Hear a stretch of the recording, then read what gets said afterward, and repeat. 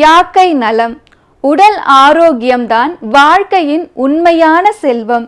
நம் உடல் உற்சாகமாக இருக்கும்போது எண்ணங்களும் செயல்பாடுகளும் ஆற்றலுடன் மலர்கின்றன. ஆகவே ஆரோக்கியத்தை பேணும் உடற்பயிற்சி முறைகள் குறித்து விளக்க வருகிறது யாக்கை நலம்.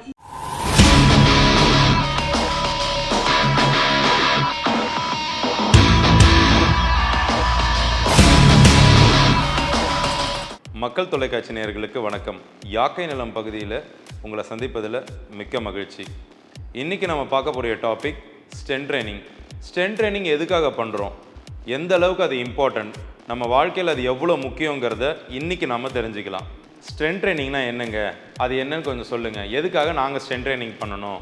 சரி, இப்போ ஸ்ட்ரென்த் ட்ரைனிங் எதுக்காக பண்ணணும்னு சொல்கிறேன், நல்லா தெரிஞ்சுக்கோங்க. ஸ்ட்ரென்த் ட்ரைனிங் நம்ம வாழ்க்கையில் எந்த அளவுக்கு முக்கியம்னா, உங்கள் வாழ்க்கையில் நீங்கள் எந்த விஷயம் பண்ணுறதா இருந்தாலும் உங்களுக்கு ஸ்ட்ரென்த் ட்ரைனிங் ரொம்ப ரொம்ப அவசியம். சரி, இது நீங்கள் ஜிம்முக்கு தான் வந்து பண்ணணுமான்னு கேட்டால் கண்டிப்பாக தேவையில்லை, வீட்டில் இருந்தே பண்ணலாம்.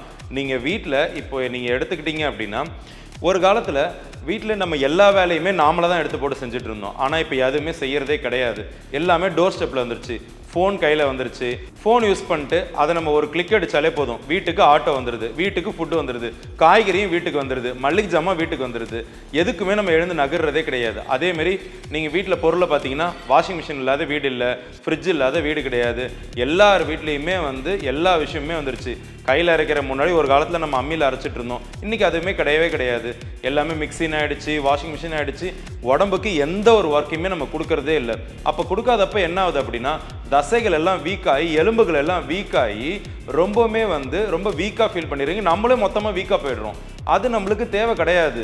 இப்போது நாம் நல்லா இருக்கிறது இல்லாமல் நம்ம அடுத்த வர சங்கதியுமே நம்ம இது மூலிமா கெடுத்துட்டு இருக்கிறோம். இதுதான் வாழ்க்கை, இப்படி தான் இருக்கணும், உட்கார்ந்த இடத்துலேருந்தே எல்லாத்தையும் பண்ணணும், நம்ம எந்த ஒரு ஒர்க்கும் பண்ணக்கூடாதுங்கிறத ஒரு வாழும் எக்ஸாம்பிளாக நீங்கள் உங்கள் அடுத்த ஜென்ரேஷனுக்கு நீங்கள் கொடுத்துட்ருக்கீங்க. அந்த மாதிரி இருக்கவே கூடாது. இதை நம்ம அடுத்த கட்டத்துக்கு எடுத்துகிட்டு போகணும். இது இப்படியே நீங்கள் சும்மா விடுறது நல்லதே கிடையாது. சின்ன சின்ன மூமெண்ட்ஸ் மூலயமா, சின்ன சின்ன ஒர்க் அவுட்ஸ் மூலயமா உங்கள் ஹெல்த்தை நீங்கள் இன்னும் நல்லாவே இம்ப்ரூவ் பண்ணலாம். அது என்ன பண்ணணுங்கிறத இப்போ நான் உங்களுக்கு சொல்கிறேன். ஒரு 2-3 மூமெண்ட் நீங்கள் ரெகுலராக பண்ணாவே போதும். அதை நீங்கள் ஃபாலோ பண்ணிக்கோங்க. அதை என்னன்னு சொல்கிறேன், இப்போ நீங்கள் தெரிஞ்சுக்கோங்க. ஃபஸ்ட்டு நம்ம பண்ண போகிறது லோவர் பாடிக்கு தான் நம்ம பண்ண போகிறோம். ஏன்னா ஃபவுண்டேஷன் ஒரு உடம்புக்கும் சரி, ஒரு பில்டிங்க்கும் சரி, ஃபவுண்டேஷன்றது ரொம்ப ரொம்ப முக்கியம். பில்டிங்க்கு எப்படி ஃபவுண்டேஷனோ அதேமாரி நம்ம உடம்புக்கு லோவர் பாடி, லெக்கில் நம்ம என்ன பண்ண போகிறோம்னா ஸ்குவாட் ஒர்க் அவுட். இந்த ஸ்குவாட் ஒர்க் அவுட் ரொம்ப ரொம்ப ரொம்ப ரொம்ப முக்கியம். இதை எப்படி சரியாக பண்ணணுங்கிறத இப்போ நான் உங்களுக்கு இந்த வீடியோவில் சொல்கிறேன். நம்ம காலில் நம்ம ஷோல்டர் எந்த அளவுக்கு சைஸ் இருக்கோ அதே அளவுக்கு ஸ்ட்ரைட்டாக நம்ம நேராக பார்த்த மாதிரி நின்றுக்கணும். நேராக பார்த்த மாதிரி நிற்கிற மாதிரி. அதேமாரி இதில் சும்மா உட்காந்து இருந்திருக்கிற ஒர்க் அவுட் கிடையாது. இதை ஒரு சரியான ஃபார்மில் நான் உங்களுக்கு சொல்கிறேன், கரெக்டாக ஃபாலோ பண்ணிக்கோங்க. ஒரு சேரில் எப்படி உட்காருவீங்க அந்த மாதிரி உட்காரணும். அதாவது உங்கள் முட்டியை நீங்கள் இப்படி முன்னாடி தள்ளாமல் உங்கள் இடுப்பை பின்னாடி தள்ளி இப்படி முழுசாக எந்திரிக்கணும். பாருங்கள், இப்படி தான்.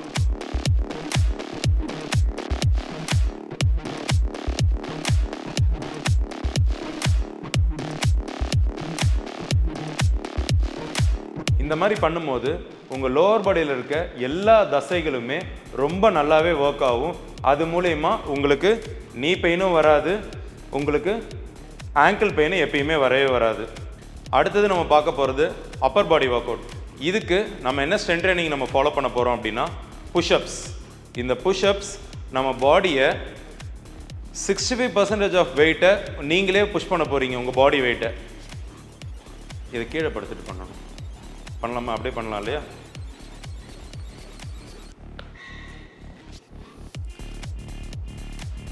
இதை நீங்கள் படுத்துட்டு உங்கள் கையை செஸ்ட்டுக்கிட்ட வச்சுட்டு செஸ்ட்லேருந்து ஒரு 1 இன்ச் வெளியே தள்ளி பிடிச்சி காலை இந்த அளவுக்கு பூமியில் ப்ரெஷர் கொடுத்து உங்கள் ஃபுல் பாடியை ப்ரெஷர் கொடுத்து மேலே வரணும். 1 2 3 4 5 6. இந்த புஷ்அப் ஒர்க் அவுட்டை நிறைய பேரால் பண்ண முடியாது. ஏன் நான் சொல்கிறேன்னு கேளுங்க. இது உங்கள் பாடி வெயிட்டில் 65% நீங்கள் லிஃப்ட் பண்ணுற மாதிரி, அதுவும் நீங்களே லிஃப்ட் பண்ணுற மாதிரி. ஸோ அதனால் ரொம்ப பேரால் அதை புஷ் பண்ண முடியாது. இது எப்படி இன்னும் ஈஸியாக பண்ணலான்னு நான் உங்களுக்கு சொல்லிக் கொடுக்குறேன். முதல்ல ஃபுல்லாக படுத்துக்கோங்க. படுத்துட்டு உங்கள் கையை உங்கள் செஸ்ட் கிட்ட வச்சு 1 இன்ச் அதே மாதிரியே வெளியே தள்ளிடுங்க. இதுதான் பொசிஷன். பட் இதில் என்ன நம்ம சின்ன சேஞ்ச் பண்ண போகிறோன்னா, உங்கள் லெக்கை லாக் பண்ணிவிட்டு நீயை கீழே ப்ரெஷர் பண்ணி அப்பர் பாடியை மட்டும் லிஃப்ட் பண்ணுங்கள். இது நீ சப்போர்ட்டட் புஷ்அப். இதை அசிஸ்டட் புஷ்அப்னு சேர்ந்து சொல்லலாம். 1 2 3. இதில் இருக்கிற மெயின் ஃபால்ட் என்னென்னா, நிறைய பேர் உங்களோட எல்போ பாயிண்ட்டை வெளியே தள்ளி இப்படி புஷ் பண்ணுவீங்க. அப்படி பண்ணக்கூடாது. எல்போ பாயிண்ட் நம்ம பாடியோட க்ளோஸாக இருக்கணும்.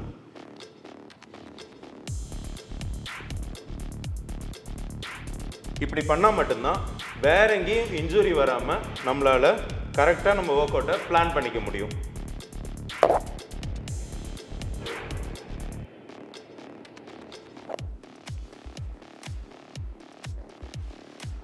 ஒரு ஒர்க் அவுட்டையும் ரொம்ப பொறுமையாக பார்த்து ரிலாக்ஸாக டைம் எடுத்து பண்ணுங்கள்.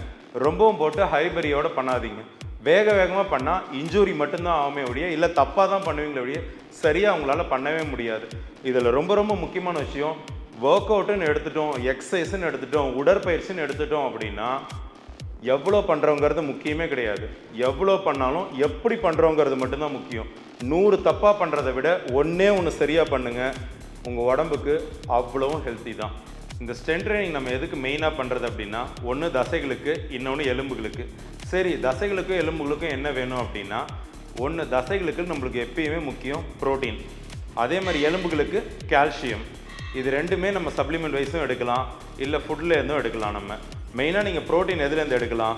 இப்போ நான்வெஜ்ஜாக இருந்தீங்க அப்படின்னா உங்களுக்கு முட்டை, சிக்கன், மீன், அதுக்கப்புறம் உங்களுக்கு மற்ற மாமிச ஐட்டங்கள்லேருந்து நீங்கள் தாராளமாக வந்து நான்வெஜ்லேருந்து நீங்கள் ப்ரோட்டீனை எடுத்துக்கலாம். இதுவே நீங்கள் வெஜிடேரியன் சோர்ஸாக இருந்தீங்கன்னா உங்களுக்கு வந்து பன்னீர்லேருந்து எடுக்கலாம், இல்லை சோயா ஜங்க்ஸ்லேருந்து எடுக்கலாம், இல்லை வந்து உங்களுக்கு சோயா ஜங்க்ஸே மீல் மேக்கர்னு சொல்லுவாங்க, அதுலேருந்து கூட எடுக்கலாம். இல்லையா அந்த சோயாவில் செய்யப்பட்ட தொஃபுன்னு சொல்லியிருக்கும், பார்க்க பன்னீர் மாதிரியே இருக்கும், அதுலேருந்து நீங்கள் எடுத்துக்கலாம். இல்லை பட்டாணி இருக்குது, ராஜ்மா இருக்குது, கொண்டக்கடலை இருக்குது. கொண்டக்கடலே நம்ம வந்து சிக் பீஸ்ன்னு சொல்லுவாங்க, white chickpeas, black chickpeas. இதுலேருந்து நிறைய வெஜ் சோர்ஸ் ஆஃப் ப்ரோட்டீனும் இருக்குது, நான்வெஜ் சோர்ஸ் ஆஃப் ப்ரோட்டீனும் இருக்குது. இதில் நம்மளுக்கு ரொம்ப முக்கியமான விஷயம் என்ன அப்படின்னா, ப்ரோட்டீனில் அமினோ ஆசிட்ஸ் லெவல்னு இருக்குது. இந்த அமினோ ஆசிட்ஸுங்கிறது எசென்ஷியல் அமினோ ஆசிட்ஸ், நான் எசென்ஷியல் அமினோ ஆசிட்ஸ் சொல்லி பிரிப்பாங்க. எசென்ஷியல் அமினோ ஆசிட்ஸ் நம்மளுக்கு 9 வகை நம்ம உடம்புக்கு ரொம்பவுமே தேவை.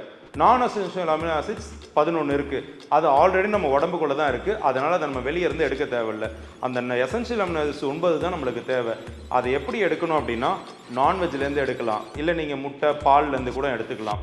இதுவே நீங்கள் சப்ளிமெண்ட் வைஸ் போகிறீங்க அப்படின்னா நீங்கள் வே ப்ரோட்டீன்லேருந்து தாராளமாக எடுத்துக்கலாம். அதனால் எந்த பிரச்சனையுமே கிடையாது. அதுவே நீங்கள் வந்து இப்போ எலும்புகளுக்கு கேட்டிங்க அப்படின்னா கால்சியம் நான் சப்ளிமெண்ட்ஸ் சஜஸ்ட் பண்ணுவேன். இது நீங்கள் டாக்டர்ஸ்ட்டை கேட்டாலும், இல்லை எப்போயாவது அடிபட்டுச்சு, இல்லை நீங்கள் கீழே விழுந்துட்டீங்க, உங்கள் எலும்புகளுக்கு ஏதோ ஆகிடுச்சு, தசைகளுக்கு ஏதோ ஆகிடுச்சு அப்படின்னா டாக்டர்கிட்ட போனீங்க அப்படின்னா ஆர்த்தோ ஸ்பெஷலிஸ்ட் என்ன சொல்லுவாங்க அப்படின்னா, கால்சியம் சப்ளிமெண்ட் தான் உங்களுக்கு வந்து சஜஸ்ட் பண்ணுவாங்க. அது எதுக்காகனா சீக்கிரமாக ஹீல் ஆகிறதுக்காக உங்களுக்கு கொடுப்பாங்க. அப்போது உங்களுக்கு எலும்புகளுக்கு ரொம்ப முக்கியமான தேவை கால்சியம். ஸோ கால்சியமும் நீங்கள் வேணும்னா சப்ளிமெண்ட்டில் நம்ம ஃபார்மசியில் கூட கிடைக்கும். கால்சியம் சப்ளிமெண்ட் கேட்டு டேப்லெட்ஸ் வாங்கி நீங்கள் ரெகுலராக எடுத்துக்கலாம். அதனால் எந்த பிரச்சனையுமே கிடையாது. எலும்பு தேய்மானம் இருக்குது, இல்லை மூட்டு தேய்மானம் இருக்குது, இல்லை எனக்கு ரொம்ப வலிக்குது அப்படின்னாலும் நான் இதுக்கு முன்னாடி சொன்ன எபிசோடில் சொன்ன மாதிரி ஃபிஷ் ஆயிலையும் எடுக்கலாம்.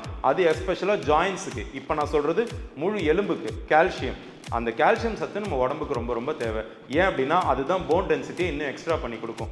அதே மாதிரி இந்த ஸ்ட்ரென்த் ட்ரைனிங் பண்ணும்போது மசில்ஸ் மட்டும் வளராதுங்க, உங்கள் போன் டென்சிட்டியும் ரொம்பவே இன்க்ரீஸ் ஆகும். ஸோ தயவு செஞ்சு டெய்லியுமே மொபிலிட்டி, ஸ்டெபிலிட்டி, ஃப்ளெக்சிபிலிட்டி அதெல்லாம் தாண்டி இந்த ஸ்ட்ரென்த் ட்ரைனிங்கும் உங்களோட ஃபிட்னஸில் ஆட் ஆன் பண்ணிக்கோங்க.